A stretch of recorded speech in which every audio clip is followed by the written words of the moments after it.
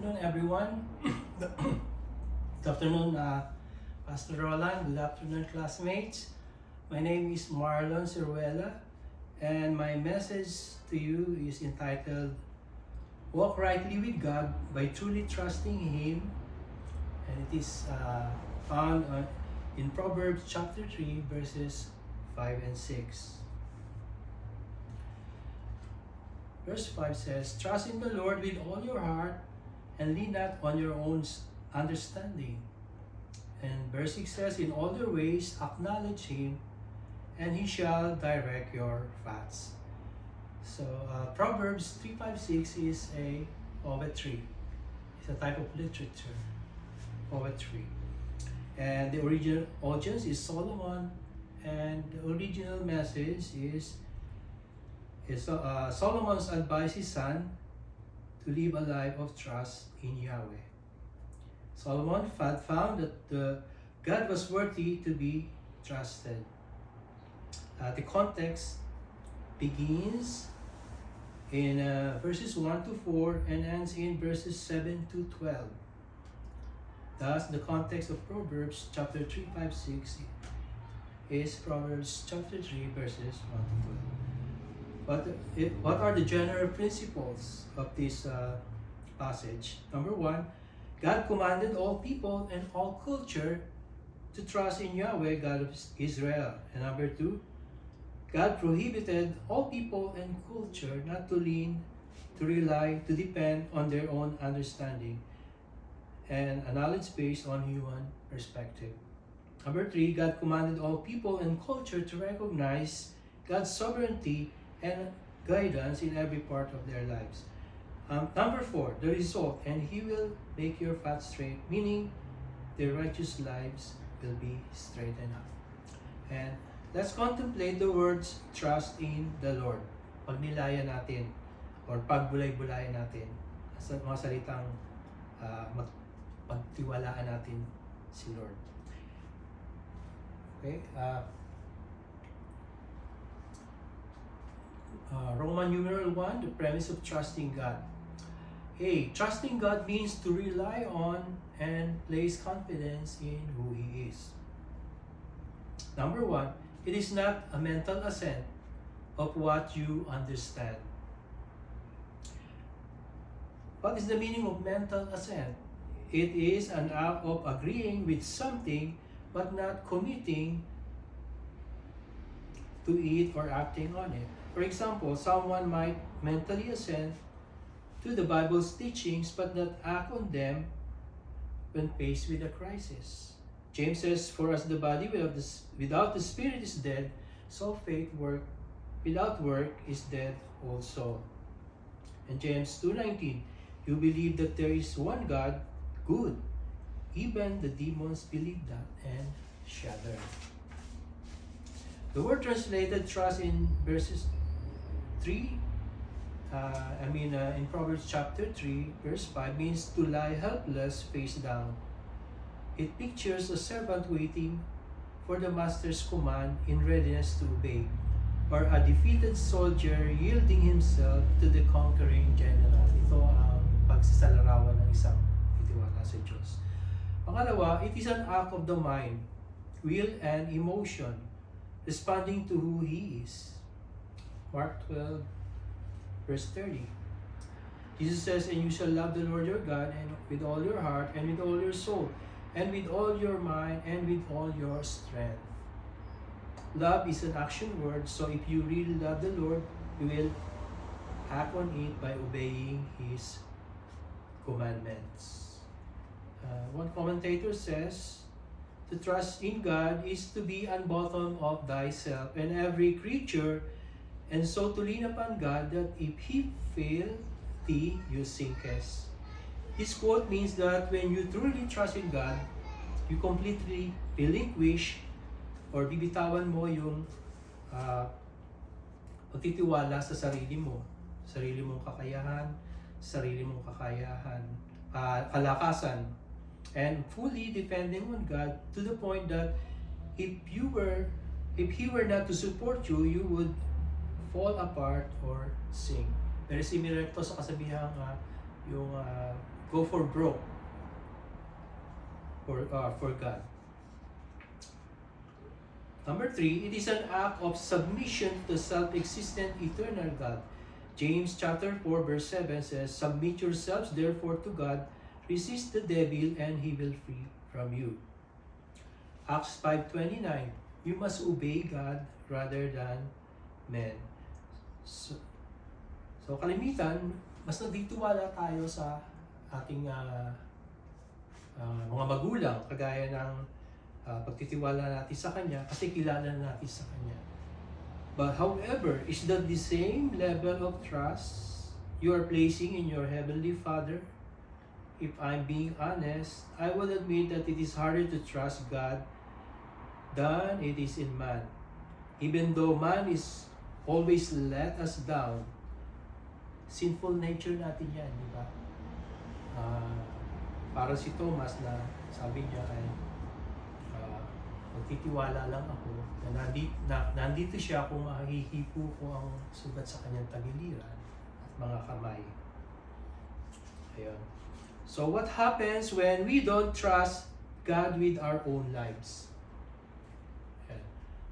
We will be guilty of the sin of unbelief. Sabi sa Hebrews 3:12, states that one should be careful not to have an evil or unbelieving heart. And number 2, selfish ambitions. Philippians 2:3, do nothing out of selfish ambition or vain conceit. Yung walang kabuluhang pagmamataas. Kakaroon tayo ng pride. Number 3, discontentment. Matthew 6:5 says, "Therefore I tell you, do not be anxious about your life, what you will eat or what you will drink, nor about your body, what you will put on." And number 4, anger. James 1:19-20, let every person be quick to hear, slow to speak, slow to anger, for the anger of man does not produce the righteousness of God.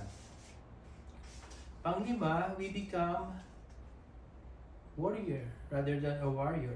Philippians chapter 4 verses 6-7 says, "Be anxious for nothing, but in everything by prayer and supplication with thanksgiving let your requests be made known to God. And the peace of God, which surpasses all understanding, will guard your hearts and minds through Jesus Christ."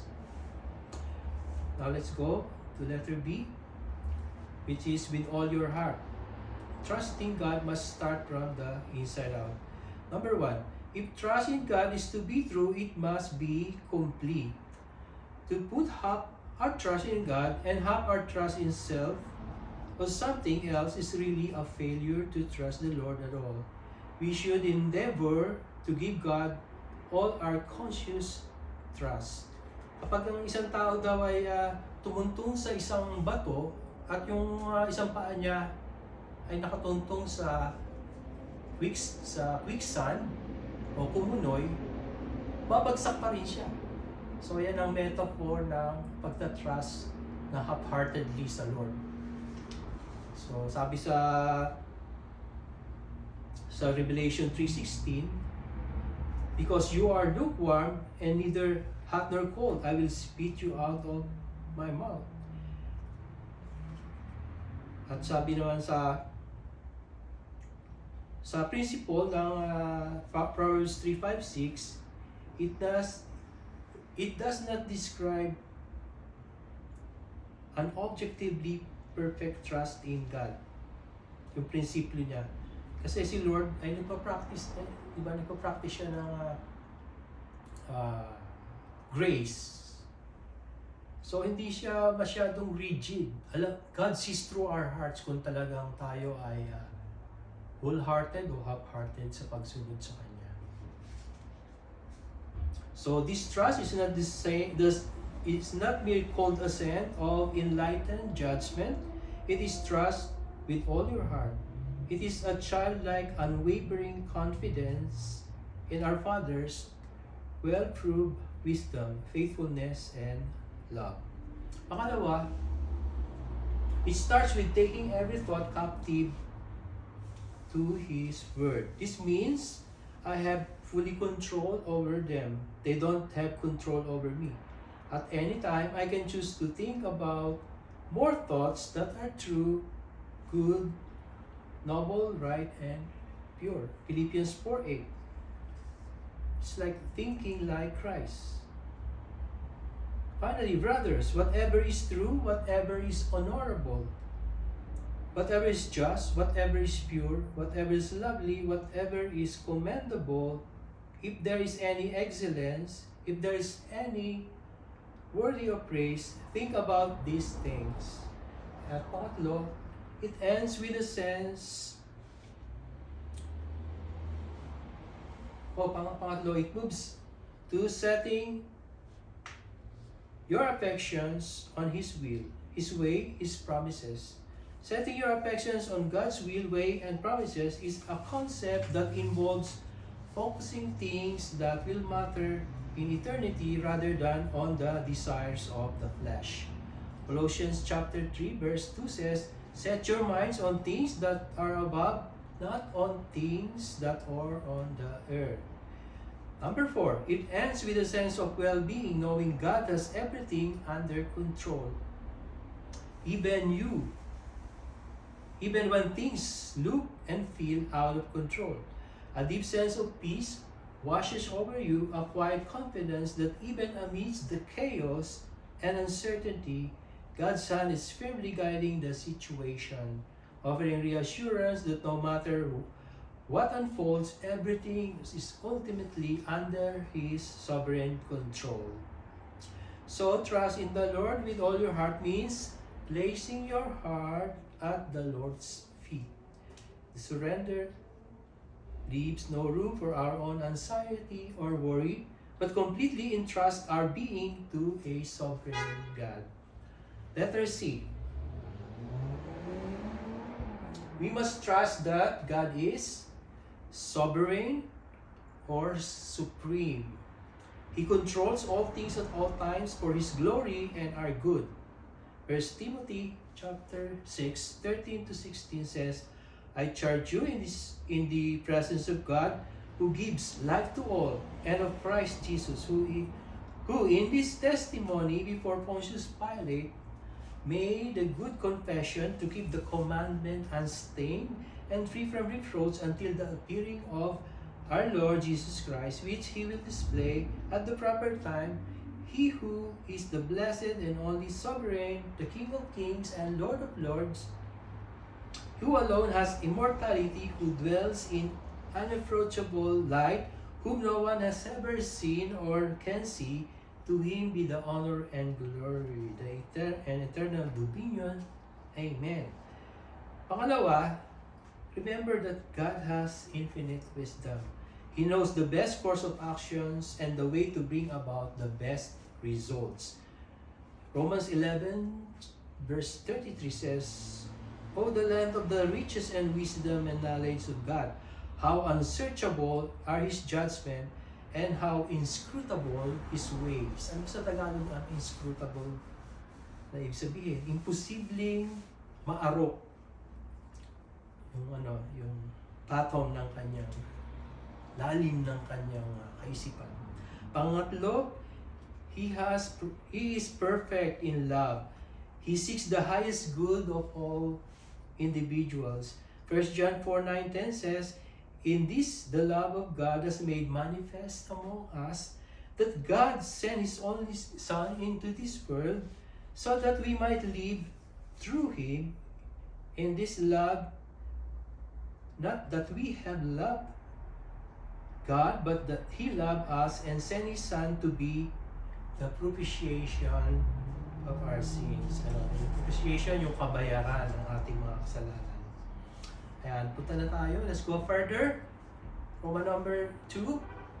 The pitfall to trusting God. Ano ba yung danger sa pagtatrust natin sa ating sarili? Psalm 118 verses 8 and 9 says that it is better to trust refuge in the Lord than to trust in man or friends. Sabi sa verse 9, meron akong testimony dito tungkol sa relying sa sarili kong kakayahan. Noong panahon na natapos na ang aking temporary visa dito sa Amerika, hanggang 6 years lang kasi ang H-1B visa, ay may nangako sa aking isang kasama ko sa church na dumadalo doon na isa siyang ultrasound technologies, at sinabihan niya ako na malaki ang kita dito, parang sweldo ng isang RN. At naniwala naman ako sa kanya dahil sa panahon na yon ay gaya ng sinabi ko, paso na, expired na ang aming visa. So sabi ko sa sarili ko, naniwala ako sa kasabihan na yung secular na saying na desperate times calls for desperate measures. So hindi ako nagpa-pray sa aking pastor, hindi ako humingi ng tulong sa aking mga kapatiran, kahit sa aking may bahay ay binaliwala ko rin ang kanyang sasabihin, at nag-enroll agad ako at nangutang sa PAFSA. Yun yung nag-o-offer ng dito, yung educational loan. So to make the long story short, ay masama ang nangyari kasi hindi ako sumangguni sa nag-rely ako sa sarili ko. Samantalang daming oras ang ginugol ko sa pag-aaral sa education, sa undergraduate at saka sa graduate school. Tapos pag-change lang ako sa isang iglap ng career sa ultrasound. So although nakapasa ako doon at pasa din ako sa board exam, wala naman palang ang demand doon sa ultrasound ay technologies ay napaka-onti. So sa madaling sabi, I suffered the consequences. I asked for the Lord's forgiveness. I asked for the Lord's for my wife's forgiveness. But although I got this forgiveness, I had to suffer the consequences, which is yung magkaroon ako ng malaking utang sa aking educational loan na hanggang ngayon ay binabayaran ko pa. Ayan. So letter P, relying on our own insight is having a human observation apart from a biblical interpretation. Sabi sa Psalm 73, though he saw God's faithfulness to Israel, Asaph struggled to understand why it seemed that wicked people were so prosperous and healthy. As the psalm continues, it becomes clear that these are somewhat exaggerated complaints, but they reflect a concern many Christians have felt. And kayo rin po ba ay nakakaranas ng mga ganitong feelings na parang bang tinatanong natin ang ating sarili, bakit kung sino yung nagdaraya sa pagbabayad ng buwis, sino yung mga drug dealers, sila pa yung yumayaman. Ayan. So magtatanong tayo ng ganito, why did God let this happen to me? Instead of how is God using what happened to me to make me more like Christ? Ang wala, magtatanong din tayo sa sarili natin, why did God do nothing for me then? Instead of what God is doing for His glory and for our benefit now. Pangatlo, you view life according to how things make you holy or unholy. And number 4, you interpret life according to your feelings and passions instead of from God's precepts and promises. Let's go to letter C. Relying on your own insight alone leads to self-deception, self-protection, self-centeredness, and self-promotion. Sabi sa Proverbs 14:12, there is a way that seems right to a man, but its end is the way to death. Ayun, napakagandang aral yan sa atin. And letter C, let's pagbulay-bulayan naman natin yung lean not on your understanding. Trusting God with all our hearts means to decide to put away our own understanding and instead to choose to trust God and His understanding, especially as declared in His Word. So lean not means not to rely or lean on a broken crutch. Yung saklay, yun ang ibig sabihin ng huwag kang lilin doon. Kasi madidisgrasya ka. Kasi bali yung crutch na yun. So let's go to what are the signs when you are leaning on your own understanding. Number 1, you are inflexible. Your way or no way in almost every aspect of your life. It can be characterized by inability to adapt to change or new situations. It can lead to anxiety, stress, and depression, and can make it difficult to function in daily life. 1 Corinthians 9:23 says, I do all these things because of the gospel, so that I can be a participant in it. So this is Paul talking na dati siya yung namumuno para patayin ng mga Kristiyano. Ngayon, siya ang pinapatay. Diba? So sabi niya, I do it because of the gospel. Number 2, preoccupied with making things happen to you or through you as you desire, instead of submission to the power, presence and provision of God as He has ordained and allowed. Do nothing from selfish ambition or conceit, but in humility count others more significant than yourselves. Let each of you look not only to your own interests, but also to the interests of others. Philippians chapter 2, verses 3 and 4. At pangatlo, thoughts, words, and actions are predicated on the response of people, outcome, or events, not the will of God. Luke 6:45. A good man brings good things out of the good stored in his heart, and an evil man brings evil things out of the evil stored up in his heart. For the mouth speaks that the heart is full of. Ayan, so dapat yung ating mga gawa at salita nakadepende sa sinasabi ng ibang tao, hindi sa sinasabi ng Lord. Pang-apat, thinking, speaking, living as if the outcome of your life depends on you. Sabi sa James 4:6, God opposes the proud but gives grace to the humble. Okay, let's go much further to letter D. In all your ways acknowledge Him. So let's go to Roman number 3, the process of trusting God. Letter A. We must honor and acknowledge Him in all that we do. So it is the choice to invite God into our everyday life and conduct. It is to practice the presence of God in the regular and sometimes mundane things that happen every day. So not in once in a while, but every day. In all your ways, we should acknowledge Him. Not some ways or some days, but always with all our ways. And letter B, to acknowledge God means to acquire God's instruction for every aspect of our life.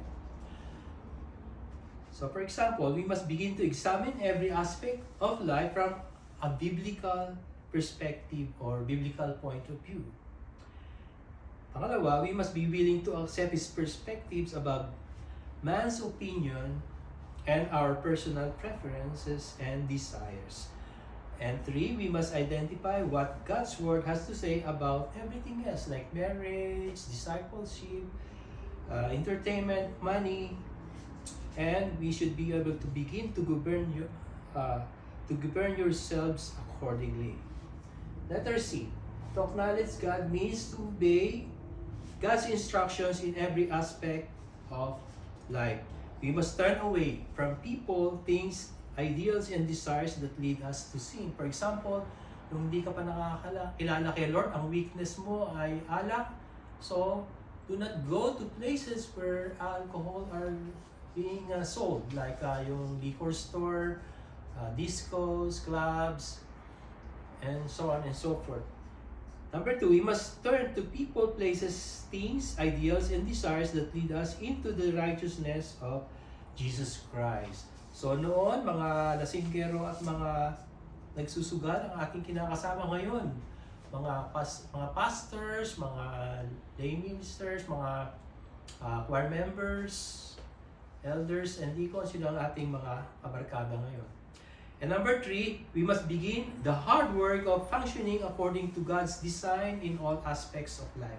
Colossians chapter 3 verses 23-24 states, Whatever you do, work at it with all your heart as working for the Lord, not for human masters, since you know that you will receive an inheritance from the Lord as a reward.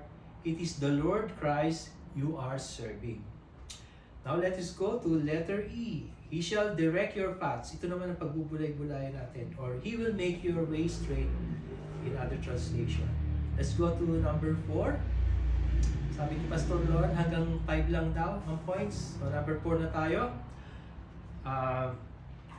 Letter A, God promised to make our way of life straight if we acknowledge Him. This is the great principle of God's promise towards those who trust Him in the way described in these previous lines.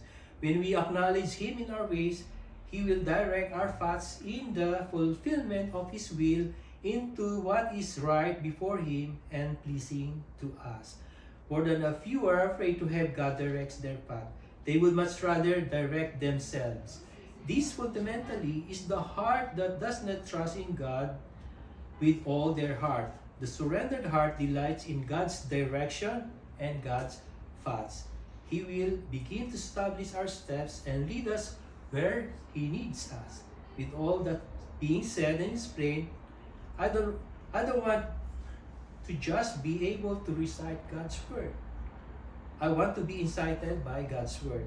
I don't want just to be quote it verbally. I want my life to be quote the truth of God's word visually. It begins with the trust and ends with Him. In other words, I would like to walk the talk rather than talk the walk. Letter B. To make our way straight means to make us morally upright, productive, and satisfied. Psalms 37:6 says, He will bring forth your righteousness as the light and your justice as the noonday. So, we will live a life that is beneficial to others and pleasing to God. Letter C. God did not promise freedom from failure, freedom from trials, freedom from problems, nor did He promise material riches or realization of our expectations. John 16:33 says, I have said these things to you, that in me you may have peace.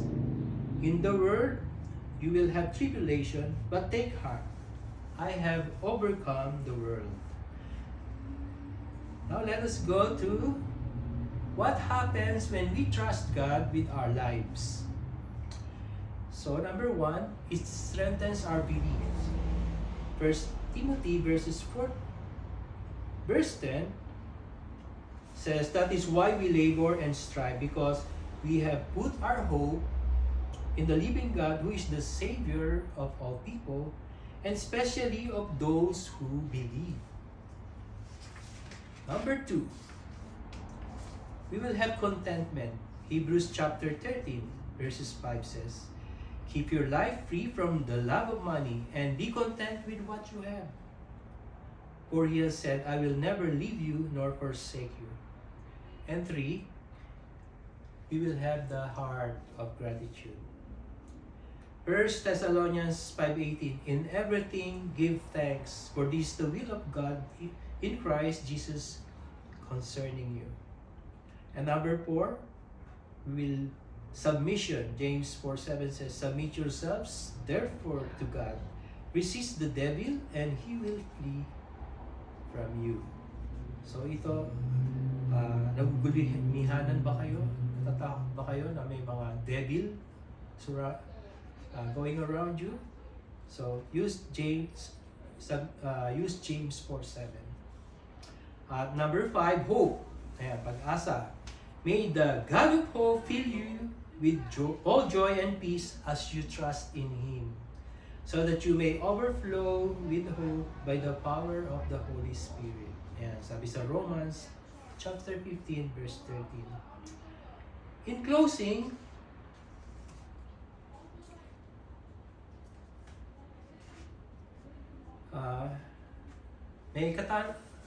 my question is, how can I know the will of God? Yan. Yan ang tanong ko sa inyo.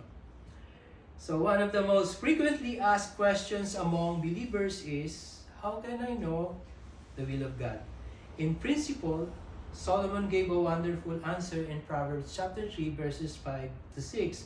When we decide to put our trust in the Lord, decide to not trust in our own understanding, but give attention and priority to God's revealed word, and decide to acknowledge and honor God in all that we do, when we do all those things, we can trust that God will direct our paths or straighten our paths.